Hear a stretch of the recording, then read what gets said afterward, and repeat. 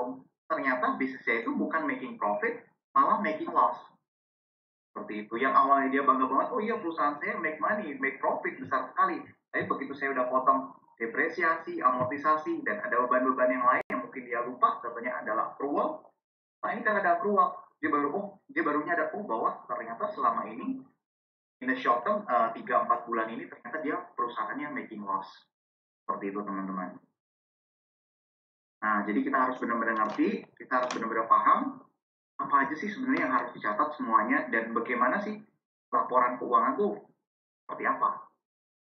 Nah, hari ini kita akan belajar semuanya. Oke? Nah, apa sih training purpose kita hari ini? Training purpose kita hari ini adalah kita ingin mengerti dan dapat mengaplikasikan akuntansi UMKM serta dapat membuat laporan laba rugi dan posisi keuangan dengan mudah, cepat, dan juga akurat. Oke? Nah, setelah itu kita akan langsung masuk ke learning objective kita hari ini. Apa aja sih learning objective kita hari ini? Learning objective kita hari ini ada berapa teman-teman? Yang pertama, kita akan melihat akuntansi IS pencatatan.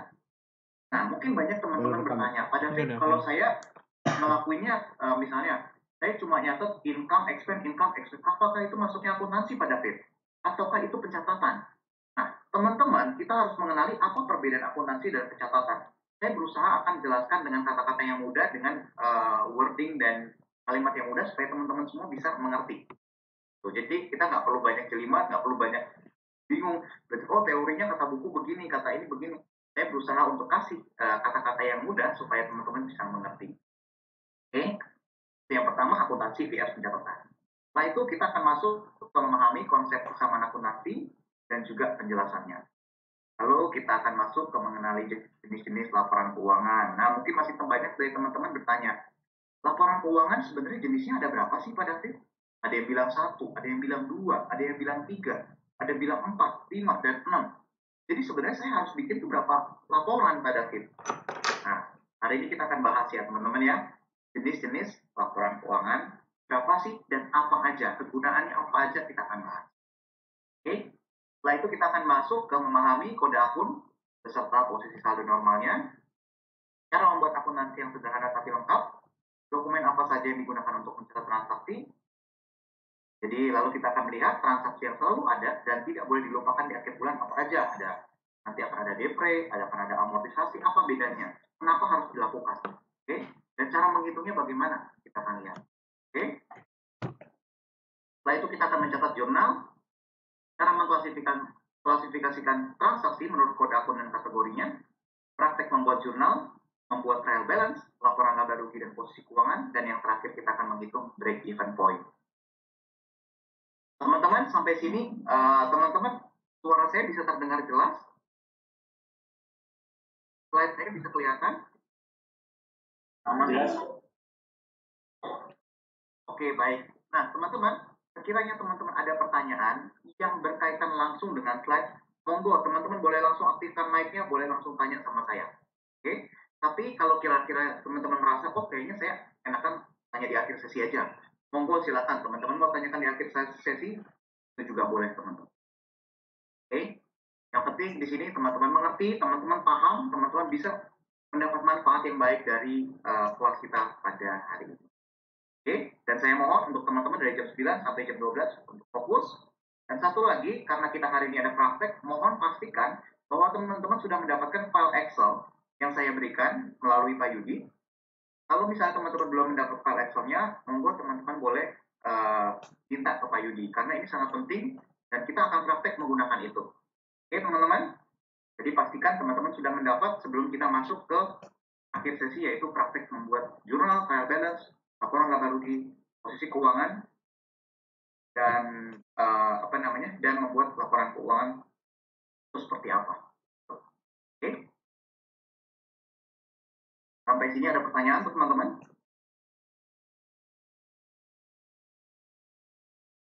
Oke? Kalau ada pertanyaan, kita langsung aja. Kita langsung masuk ke materi. Akuntansi dan laporan keuangan. Nah, apa bedanya akuntansi?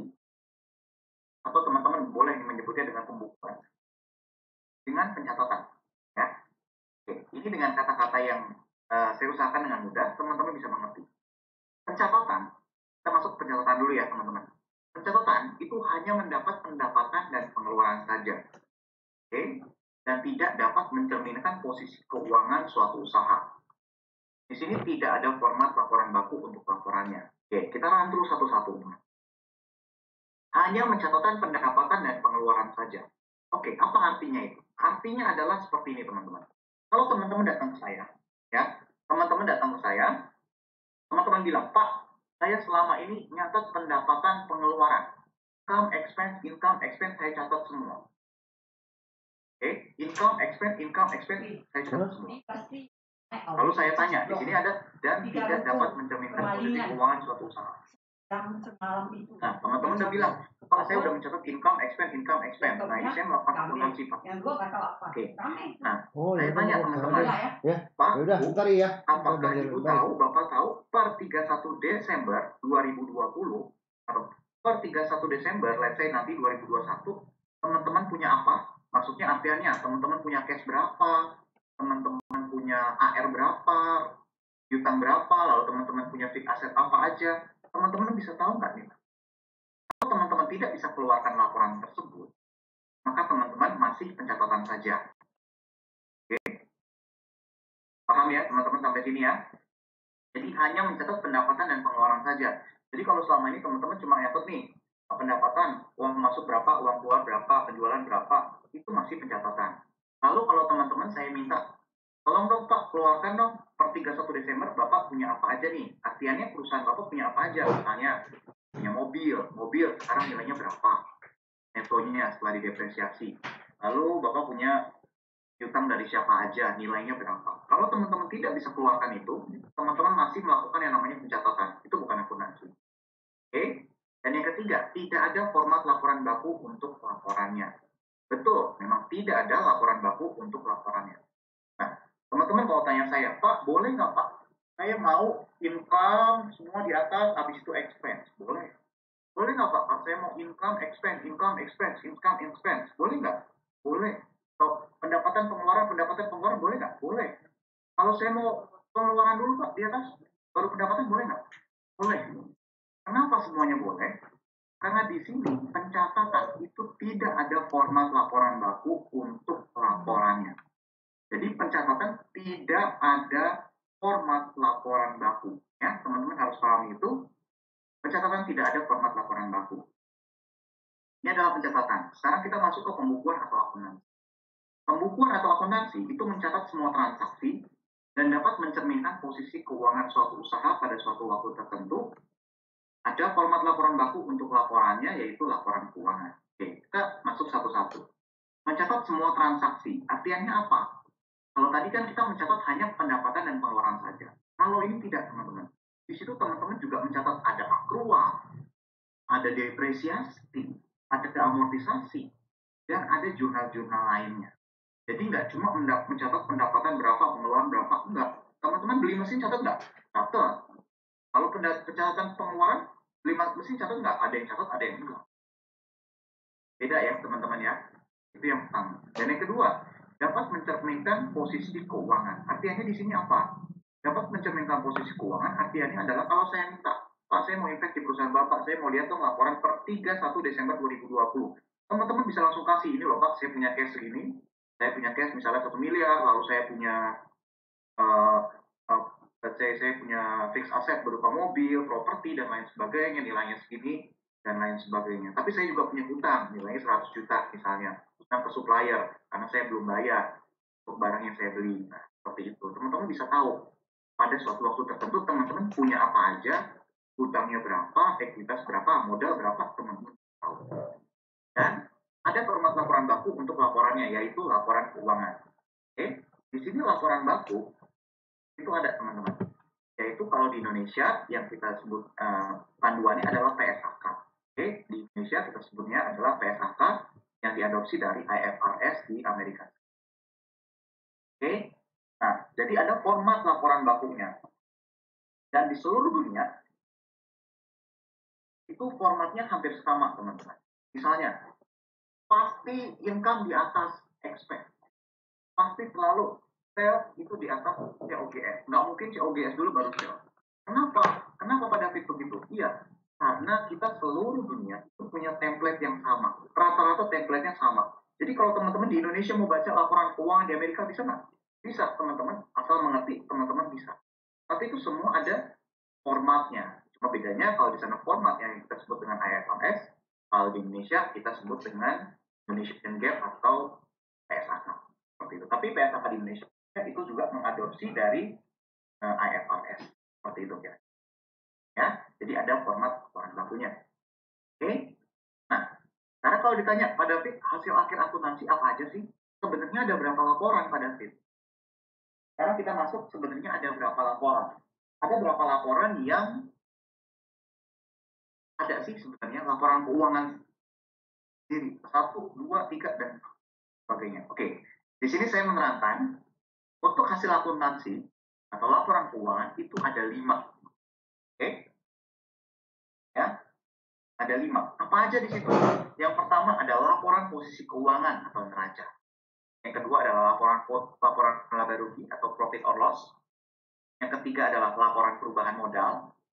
Yang keempat adalah laporan arus kas atau cash flow. Dan yang terakhir adalah catatan atas laporan keuangan atau yang kita sebut dengan notes to financial statement. Jadi laporan keuangan ada 5. Ya, laporan keuangan ada 5, bukan ada 1, 2, 3, atau 6. Oke. Nah, tapi teman-teman, nomor 3, 4, 5 biasanya perusahaan itu nggak bikin. Nomor 3, 4, 5 ini biasanya yang bikin adalah auditor. Jadi kalau perusahaan kita diaudit, biasanya kita hanya memberikan nomor 1 dan nomor 2. Nanti nomor 3, 4, 5 laporan perubahan modal, arus kas dan laporan catatan laporan keuangan ini akan dibuatkan oleh auditor. Jadi biasanya untuk usaha small, medium enterprise, bahkan sampai yang kadang sudah besar juga, itu yang dipakai atau yang digunakan hanya nomor 1 dan nomor 2 saja. Itu laporan posisi keuangan atau neraca dan laporan laba rugi atau yang kita sebut dengan profit or loss. Jadi hari ini kita akan fokus untuk nomor 1 dan 2. Untuk nomor 3, 4, 5 kita nggak akan fokus karena di situ yang akan membuat biasanya adalah auditor, teman-teman. Tapi kalau nanti kita akan lihat kalau untuk pajak apa aja sih laporannya digunakan. Oke. Jadi kita akan belajar laporan posisi keuangan dan laporan laba rugi. Oke. Tapi di sini saya akan menjelaskan satu persatu dari semua 5 laporan. Oke. Nah, ini adalah laporan posisi keuangan atau neraca. Laporan posisi keuangan adalah laporan yang menunjukkan posisi keuangan usaha. Ya, yang menunjukkan posisi keuangan usaha. Itu ada aset, ada liabilitas atau utang, dan juga ada ekuitas. Oke. Dan laporan posisi keuangan ini pada suatu waktu tertentu. Jadi di satu tanggal tertentu, misal 31 Desember 2018. Jadi dia itu bukan per masa ya teman-teman ya. Dia itu per satu waktu. Contohnya, oh per 31 Desember 2018 saya punya apa aja. Jadi per satu tanggal. Nanti di tanggal lain, misalnya contohnya 5 Januari 2019, atau misalnya sekarang tanggal berapa? Let's say 1 Januari 2021, itu nanti angkanya sudah berbeda. Jadi dia hanya di satu tanggal itu. Saat satu tanggal itu dia punya apa aja. Oke. Paham ya teman-teman ya? Oke. Nah, sekarang ini adalah statement of financial position.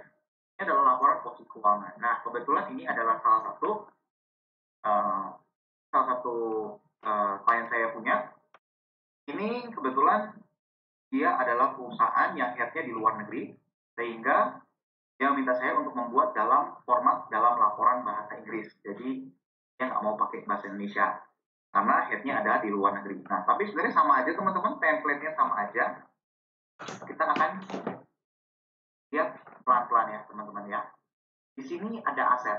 Oke, di sini saya nggak akan banyak masuk ke dalam. Kenapa? Karena nanti di belakang juga akan saya jelaskan apa itu aset, apa itu liabilitas, apa itu ekuitas.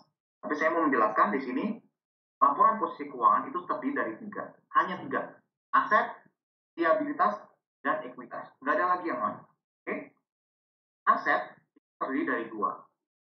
Aset lancar atau current asset dan aset tidak lancar atau non-current asset. Oke? Aset lancar atau aset tidak lancar. Apa bedanya aset lancar dan aset tidak lancar? Aset lancar adalah aset yang mudah untuk dikuangkan, itu yang pertama. Dan yang kedua, aset lancar itu yang jatuh tempo kurang dari 1 tahun.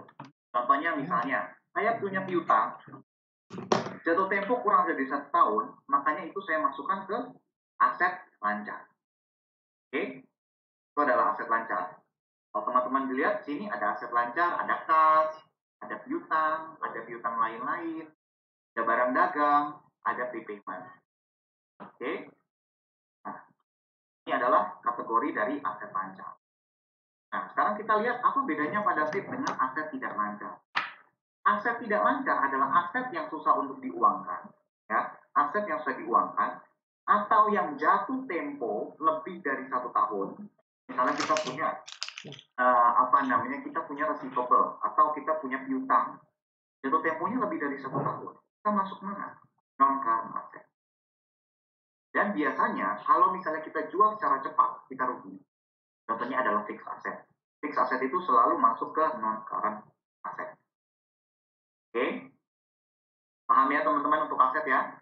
Oke, sekarang kita masuk ke liabilitas. Liabilitas juga sama teman-teman. Liabilitas atau hutang. Sama aja ya. Teman-teman mau nyebut liabilitas, boleh nyebut hutang, sama aja. Kita ngomong dengan liabilitas. Liabilitas di sini ada current liabilities atau liabilitas lancar dan liabilitas tidak lancar. Yang lancar adalah yang jatuh tempo kurang dari 1 tahun. Yang tidak lancar adalah yang lebih dari setahun. Yang lancar adalah yang kurang dari setahun. Jadi kalau misalnya kita punya hutang supplier, hutang pajak, itu masuknya lancar. Tapi kalau kita punya hutang bank, kita tahu kalau hutang bank misalnya lama, ada yang 5 tahun, ada yang 3 tahun. Nah, itu kita masukkan ke hutang tidak lancar. Oke? Dan yang terakhir ada dua, ada ekuitas teman-teman. Nah, ekuitas ini terdiri dari dua. Yang pertama adalah share capital atau modal saham. Yang kedua adalah retained earning. Oke?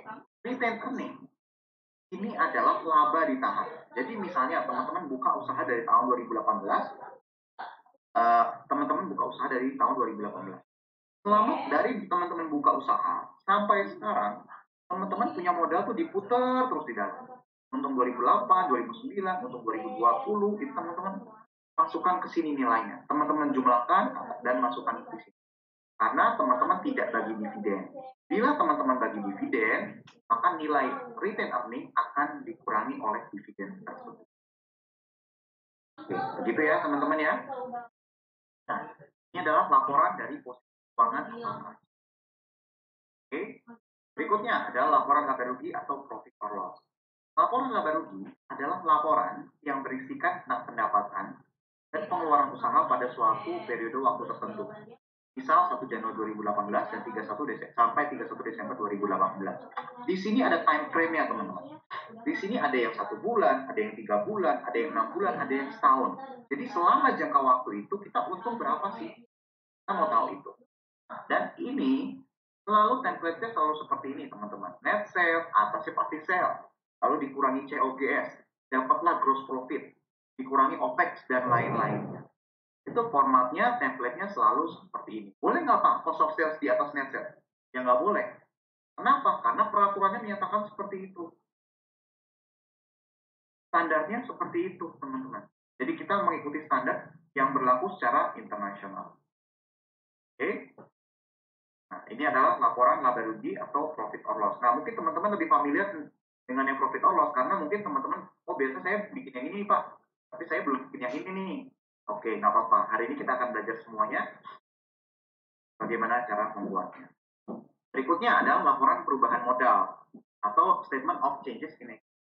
Di sini adalah laporan perubahan ekuitas yang terjadi di dalam usaha suatu periode waktu tertentu. Misal 1 Januari 2018 sampai Desember 2018. Jadi ada periodenya teman-teman. Di sini ada periode yang jadi ada periodenya. Sama dengan yang kita namakan dengan laporan laba rugi. Ada periodenya. Caranya bagaimana sih bikinnya? Ini gampang. Biasanya auditor yang bikin. Nah ini mau kita pun yang bikin juga gampang. Jadi kita ini adalah modal saham di sini. Lalu di sini adalah earningnya atau retained earningnya. Jadi misalnya kita lihat Laba digulung per 2017 adalah 7.399. Oke.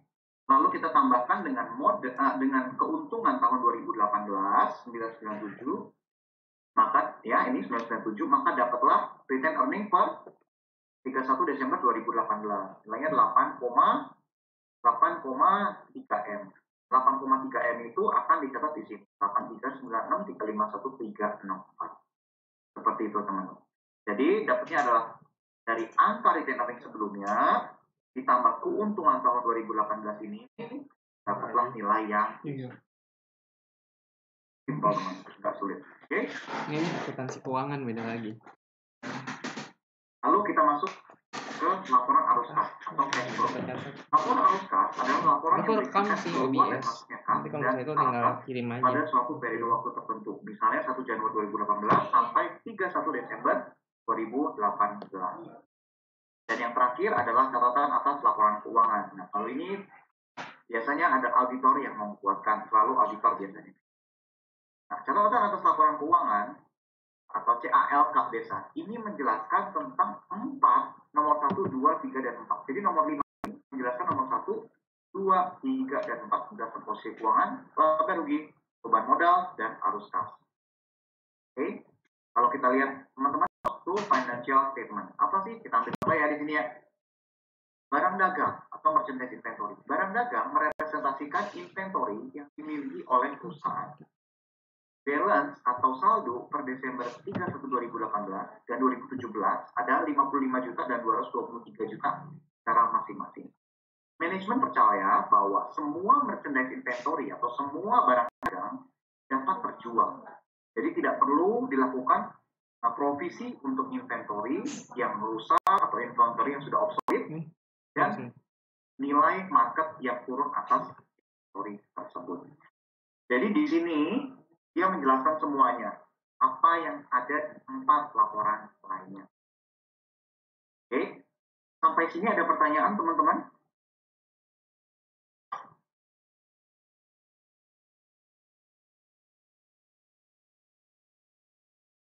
Atau sudah cukup mengerti teman-teman?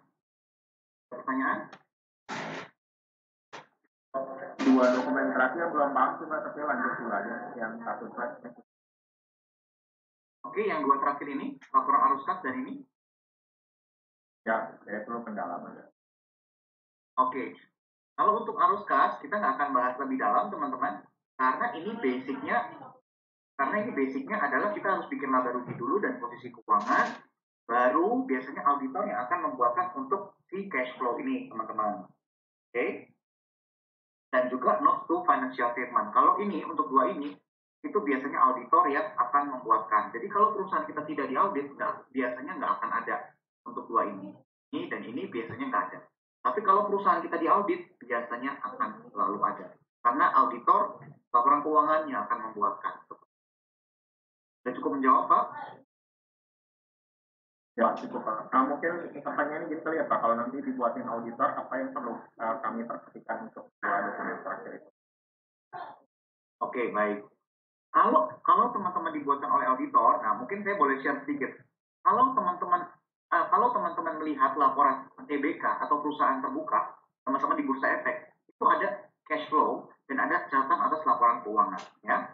Nah, untuk cash flow sendiri dia terdiri dari 3, teman-teman. Teman-teman harus pastikan bahwa apakah biasanya cash flow ini terdiri dari 3. Yang pertama adalah operating, investing, dan financing. Nah, teman-teman harus pastikan apakah itu ada, dan kalau nggak ada, kenapa? Seperti itu. Contohnya, kan laporan nggak ada financing. Oke, berarti tidak ada pinjaman bank ya. Perusahaan ini tidak ada minjem dari bank. Atau tidak ada mendapatkan pendanaan dari pinjaman. Seperti itu. Nah, teman-teman hanya cek aja, simple. Tapi kita di sini nggak akan bahas lebih jauh mengenai ini. Karena ini pada dasarnya kita harus mengerti dulu. 2 laporan lainnya, teman-teman harus mengerti dulu, baru bisa masuk ke sini. Dan biasanya ini yang membuat adalah auditor, seperti itu. Oke? Dan untuk catatan atas laporan keuangan, pastikan bahwa dia sudah menjelaskan semua nomor 1, 2, 3, dan juga 4. Oke, pastikan aja seperti itu bahwa dia sudah menjelaskan posisi keuangan, laba rugi, perubahan modal, dan juga arus kas.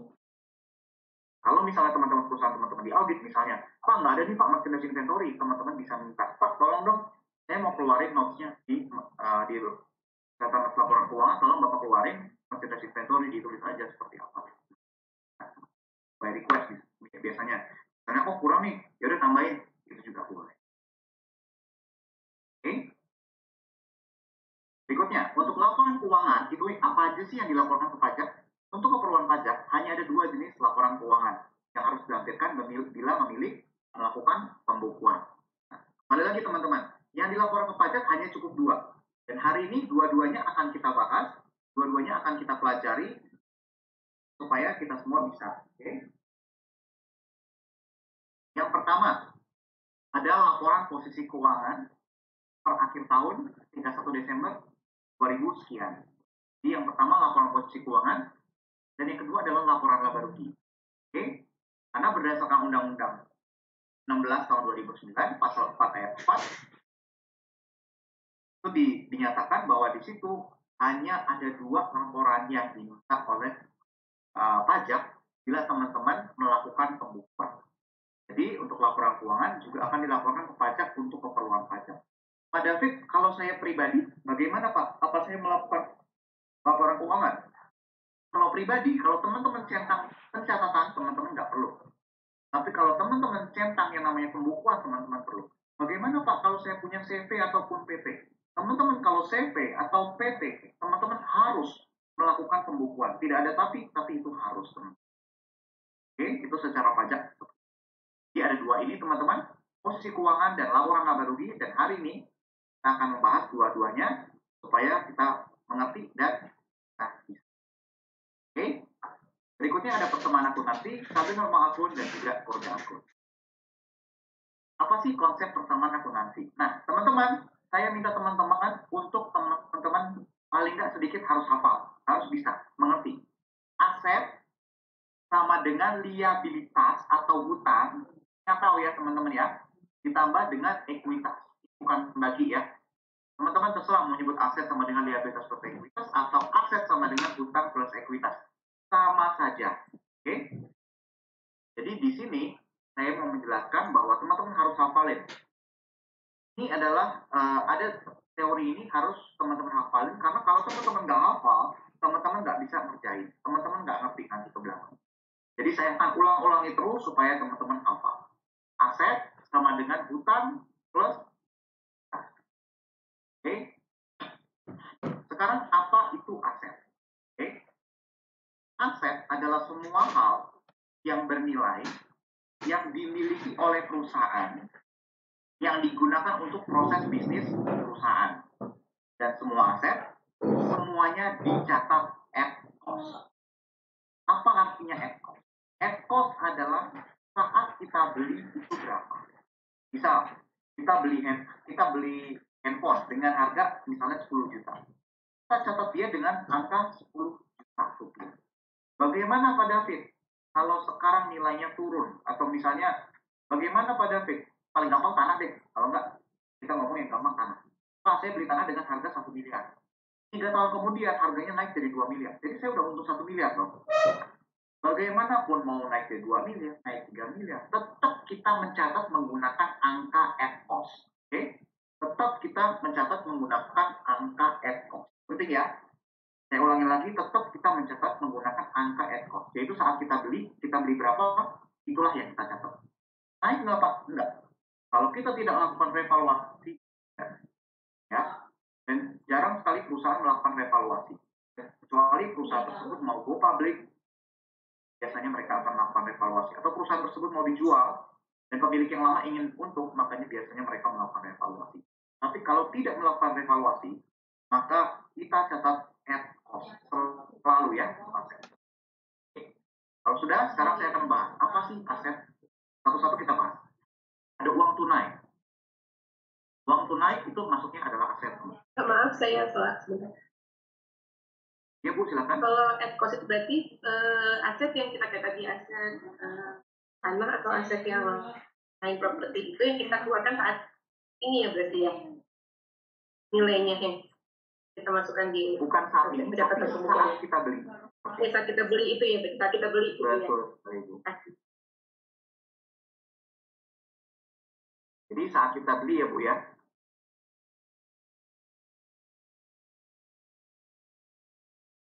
Contohnya, contoh aset adalah ada uang tunai atau uang kas itu masuknya aset. Apalagi deposito aset bukan, deposito aset.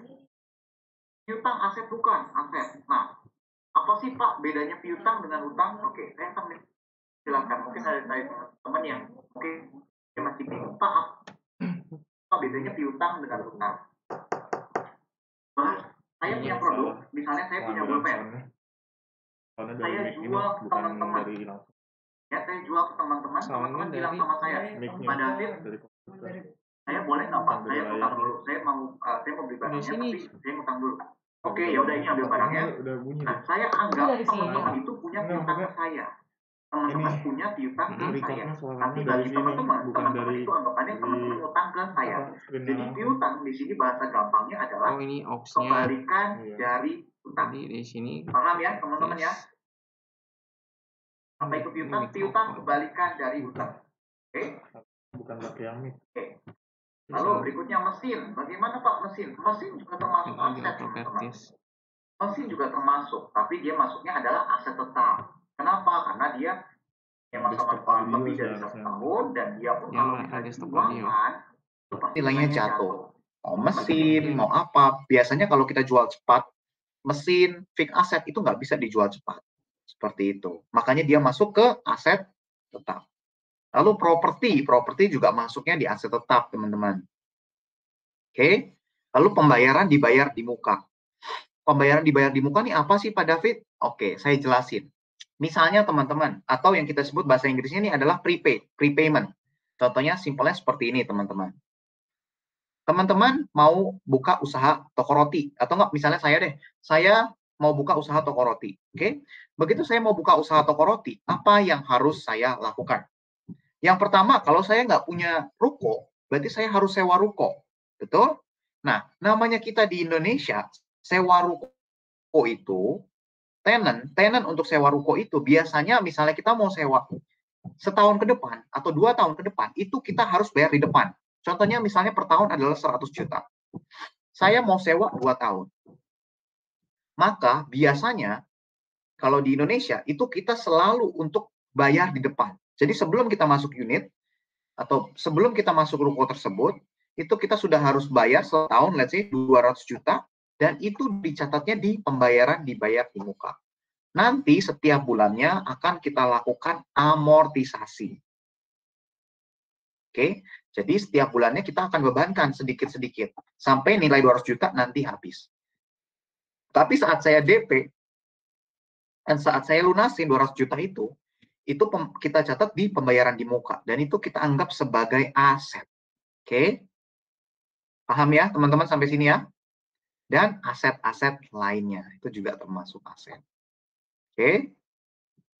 Setelah itu kita akan masuk ke hutang. Oke, apa itu hutang? Hutang adalah kewajiban keuangan yang harus dibayar kepada pihak lain. Contohnya paling gampang adalah hutang kepada supplier. Yang tadi teman-teman beli pulpen sama saya, teman-teman ngutang ke saya. Teman-teman melakukan hutang kepada saya. Jadi kan saya supplier teman-teman. Teman-teman ngutang ke saya. Oke? Berikutnya adalah hutang pajak. Apa sih Pak David hutang pajak? Nah, hutang pajak adalah seperti ini teman-teman. Kalau misalnya kita melakukan usaha dagang, usaha UMKM, kita ada pajak yang namanya pajak UMKM. Besarnya berapa? Besarnya 0,5%. Nah, per akhir bulan, misalnya kita sudah jualan selama bulan Januari, ya, kita sudah jualan selama bulan Januari, maka kita akan melakukan pembayaran pajak di bulan berikutnya atas penjualan yang telah kita lakukan. Tinggal 0,5% dikali nilainya berapa. Nah, per akhir bulan Januari, kita sudah harus mencatat ada hutang pajak di laporan keuangan kita. Nggak boleh kita sudah melakukan penjualan, tidak ada kita nggak mencatat hutang pajak. Nah, ini penting teman-teman. Kadang hutang pajak ini juga seringnya nggak dicatat. Misalnya, oh dia jualan, tapi dia nggak ngitung pajaknya berapa. Padahal pajak itu adalah yang pasti harus dibayar di bulan depan. Nah, maka dari itu nanti kita akan lihat transfer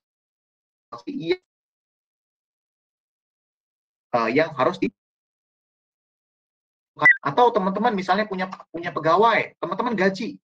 Nah, kalau teman-teman gaji dan dia punya gaji itu di atas PTKP, teman-teman harus pungut pajaknya, PPh 21. Oke, habis itu teman-teman harus setorkan ke pemerintah. Sudah ada belum Pak hutang pajak per akhir bulan? Sudah ada pasti. Karena kan teman-teman sudah pungut dulu. Seperti itu, ya. Itu adalah hutang pajak. Berikutnya adalah hutang listrik. Hutang listrik ini kalau misalnya teman-teman sekarang sih udah jarang ya hutang listrik ya. Mungkin kalau dulu atau teman-teman masih menggunakan meteran yang lama, itu ada hutang listrik. Tapi kalau sekarang udah pakai token, itu udah nggak ada hutang listrik. Oke, berikutnya air. Nanti saya akan jelaskan ini air gimana untuk yang di bawah. Pendapatan yang belum diterima atau unearned. Oke, unearned seperti apa sih Pak David? Oke, unearned atau pendapatan yang belum diterima adalah seperti ini. Teman-teman sudah bayar jasa saya, tapi saya belum melakukan jasanya ke teman-teman. Maka saat teman-teman kasih uang ke saya nggak boleh mencatat itu sebagai penjualan. Saya boleh mencatatnya sebagai pendapatan yang belum diterima. Jadi hitungannya saya masih berhutang sama teman-teman. Karena saya udah terima uang teman-teman, tapi saya belum memberikan jasa. Oke? Jadi contohnya bisa teman-teman mau pakai jasa saya, teman-teman udah bayar dulu. Tapi saya belum memberikan jasa itu. Maka saya harus mencatat itu sebagai pendapatan yang belum diterima atau unearned. Oke? Kenapa pendapatan yang belum diterima? Iya, karena saya masih ngutang jasa ke teman-teman. Saya bukan ngutang uang ke teman-teman, tapi saya hutang jasa. Jasa itu saya belum berikan, tapi teman-teman sudah memberikan uangnya. Oke, dan yang terakhir adalah beban yang masih harus dibayar. Oke, beban yang masih harus dibayar ini sama aja dengan bahasa Inggrisnya kalau teman-teman tahu dengan accrual. Oke, ini konsepnya agak sedikit, mungkin teman-teman baru ya, tapi saya akan jelaskan. Teman-teman, di dalam akuntansi, kita mengenal cash basis dan kita mengenal namanya accrual basis. Ya, saya akan masuk sedikit ke sini. Cash basis adalah teman-teman mencatat sebuah transaksi kalau ada transaksi cash atau transaksi bank. Tapi kalau accrual, belum ada, teman-teman belum ada transaksi, belum ada uang keluar atau uang masuk, teman-teman sudah harus catat. Contohnya seperti ini. Ini yang saya kasih contoh adalah air. Teman-teman, misalnya untuk bulan Januari, itu baru ditagihkan, air itu biasanya baru ditagihkan di bulan Februari. Contohnya, let's say adalah 5 Februari. Jadi pemakaian Januari, mereka akan billing di bulan Februari, tanggal 5. Nah, berarti kan per tanggal 31, Pak David, 31 Januari, saya harus catat, betul, saya catat pakai angka yang mana? Oke, teman-teman harus mencatat bahwa teman-teman kan selama Januari sudah pakai air dong. Teman-teman sudah pakai air. Cuma teman-teman memang belum dibilling dari PAM atau PDAM. Nah, teman-teman per akhir bulan teman-teman harus estimasi, oke? Yang saya sebut di sini adalah estimasi. Teman-teman harus melakukan estimasi berapa sih nilai yang saya sebenarnya kira-kira sudah pakai. Contohnya, misalnya bulan lalu, dari 2 bulan lalu, oh sekitar 500 ribuan nih. Kalau pemakaian kita kira-kira bulan ini sama, ya kita juga akan melakukan beban yang masih harus dibayar, kita hitung aja dulu 500 ribu. Tapi kalau sekiranya kok bulan Januari ini saya pakainya lebih banyak, mungkin kita bisa naikin jadi 600 ribu. Tapi di sini sifatnya estimasi, teman-teman ya. Di sini sifatnya estimasi. Jadi teman-teman harus estimasikan berdasarkan apa? Berdasarkan bulan-bulan lalunya. Oke? Yang perlu diingat adalah dalam accrual basis yang kita belajar sekarang ini, itu bukan berarti kita belum di billing, bukan berarti kita belum terima invoice, bukan berarti kita belum pakai jasanya, atau kita itu belum terhutang. No, teman-teman. Per 31 Januari, teman-teman sudah pakai air selama bulan Januari. Cuma memang belum di billing. Nanti di billing di bulan Februari. Seperti itu. Oke? Paham ya, teman-teman ya? Beban yang masih harus dibayar. Oke, maaf ya, saya lagi. Kalau berarti ketika pencatatan, misalnya ini sekarang bulan Februari nih ya, bulan Februari ini, kan tadi kayak listrik itu kita masih pakai listrik yang beban ya, jadi masih yang kita bayar di bulan Maret gitu. Berarti kita masukkan ke semua itu catatan di pembukuan di keuangan, di hutangnya ya, bulan ini kita estimasi misalnya listrik, kita estimasi berarti airnya juga, masuk berarti yang di beban yang masih harus dibayar bulan ini berarti utangnya masuk di akun utangnya. Betul. Nah, sekarang saya mau menjelaskan apa bedanya beban yang masih harus dibayar atau hutang. Kalau hutang, Ibu sudah tahu. Oh, Ibu atau teman-teman, Bapak, Ibu udah tahu, oh, kalau hutang tuh nilai exactnya misalnya 100.000, udah datang tagihannya. Tapi kalau beban yang masih harus dibayar, itu belum datang tagihannya, kita masih ngawang-ngawang. Oh, kira berapa ya? Estimasinya berapa ya? Seperti itu. Itu masuknya beban yang masih harus Berarti dibayar. kita masih belum fix ya jumlahnya berapa gitu. Betul. Nah, makanya saya mau jelaskan teman-teman. Di sini, makanya kenapa orang accounting itu kalau akhir bulan, awal bulan mereka itu lembur-lembur. Kenapa? Karena mereka nungguin invoice-invoice yang datang di awal bulan depannya, yang tanggalnya itu ditanggalin misalnya 31 Januari, padahal baru dikirim sampai di kantor mereka adalah 3 Februari, 4 Februari. Nah, itu mereka harus catat lagi, teman-teman. Sama aja contohnya beban yang masih harus dibayar ini. Kan tagihan air kan belum datang. Tagihan air kan datang tanggal 5. Nanti begitu tanggal 5 baru dia revisi. Oh, nilainya misalnya bukan 500.000 tapi 550.000. Nah, berarti kan ada selisih 50.000. 50.000-nya itu dilakukan adjustment. Seperti itu. Sampai sini paham atau ada pertanyaan teman-teman?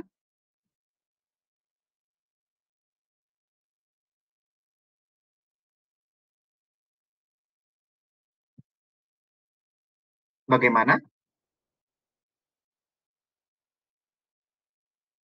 Mm-mm. Mm-mm.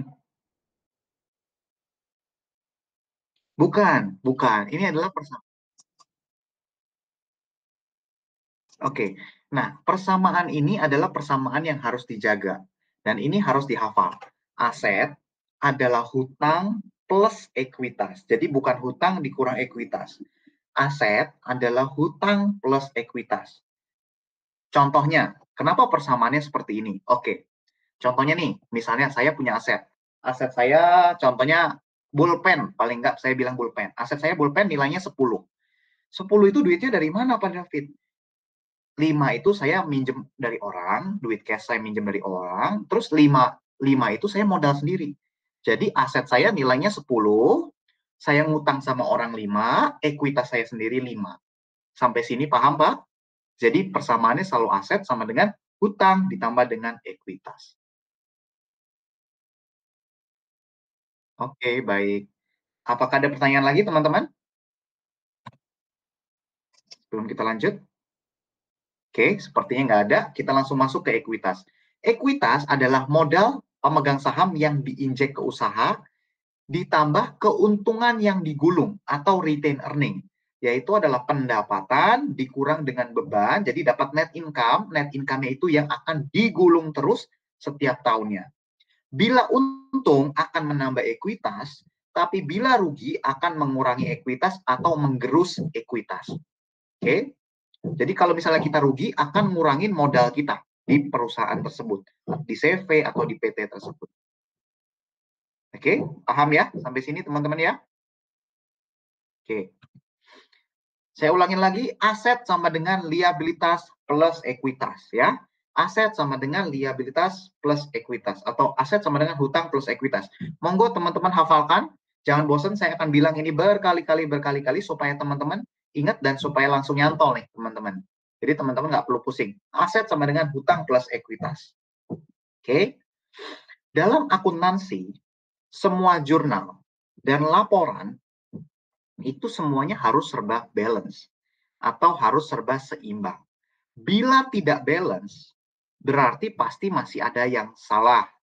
Oke, jadi misalnya Pak David, kok laporan keuangan saya nggak balance. Jadi gimana Pak? Pasti salah. Oke, saya ulangin lagi. Dalam akuntansi, itu selalu balance. Bagaimana Pak kalau nggak balance? Kalau nggak balance, pasti salah. Oke? Paham ya teman-teman ya? Jadi kalau teman-teman misalnya ntar lihat, bikin, bagaimana Pak David? Saya bikin. Tapi nggak balance Pak. Oke, jawabannya pasti salah. Oke, jadi dalam akuntansi harus balance. Aset harus sama dengan hutang plus ekuitas. Bila aset tidak sama dengan hutang plus ekuitas, pasti salah. Oke, paham ya? Pasti salah. Jadi saya ulangin lagi, aset sama dengan hutang plus ekuitas. Oke. Nah, sekarang kita masuk nih teman-teman. Oke, kita lihat ada persamaan aset sama dengan hutang plus ekuitas. Kalau aset 100, hutang 50, ekuitas 50, boleh nggak? Ayo teman-teman, boleh nggak? Aset 100, hutang 50, ekuitas 50. Boleh nggak? Boleh. Boleh, Pak. Boleh. Boleh ya? Oke. Aset, misalnya aset 100, hutang 0, ekuitas 100. Boleh nggak? Boleh. Boleh, Oke, Pak. baik. Baik. Aset naik 10, oke. Aset naik 100, hutang naik 100, ekuitas tetap. Boleh nggak? Boleh, Pak. Boleh. Aset naik 100, hutang naik 50, ekuitas naik 50, boleh? Boleh. Masih sama. Boleh Pak. juga, boleh. Boleh ya, aman ya? Oke, sekarang saya tanya lagi. Aset naik 100, aset turun 100, boleh nggak? Gimana, Pak? Aset naik 100? Aset naik 100, aset turun 100, boleh nggak? Aset naik 100, turun 100. Boleh, Pak. Boleh ya? Kenapa boleh? Karena kan nggak ada impact. Artiannya adalah aset naik 100 plus 100, terus dikurang 100. Berarti kan 0, nggak ada impact. Hutang juga nggak ada impact, ekuitas nggak ada impact. Jadi tetap balance. Nah, contohnya mungkin teman-teman bingung, apa ya Pak David ya? Aset naik, aset turun. Nanti kita akan lihat, aset naik, aset turun adalah teman-teman beli, misalnya teman-teman beli barang dagang. Ya kan? Kan saya bilang, aset naik. Ya, aset turun dulu sih sebenarnya. Aset turun dulu. Kenapa turun? Karena kan kita keluarkan uang kita nih, teman-teman. Saat kita keluarkan uang kita, aset kita turun dong. Betul ya? Aset kita turun. Nah, begitu itu kan kita sebagai imbalannya kan saya dapat barang dagang. Nah, aset naik lagi. Jadi aset turun 100, aset naik 100. Tetap seperti itu. Oke, paham ya teman-teman ya? Harus hafal aset sama dengan hutang plus ekuitas. Saya ulangin lagi, ini yang penting.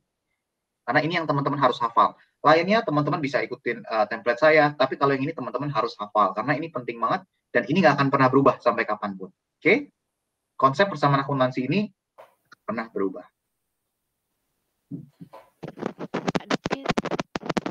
Sampai sini ada pertanyaan teman-teman?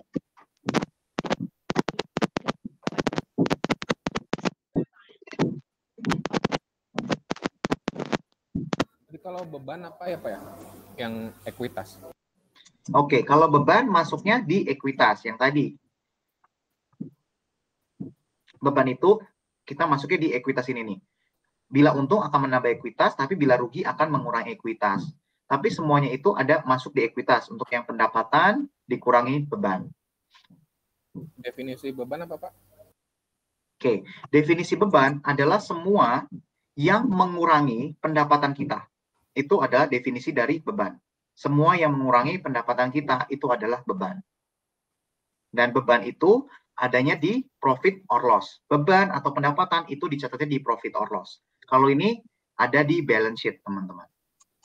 Atau neraca. Bahasanya itu. Oke, paham ya sampai sini ya? Siap Pak. Oke, baik.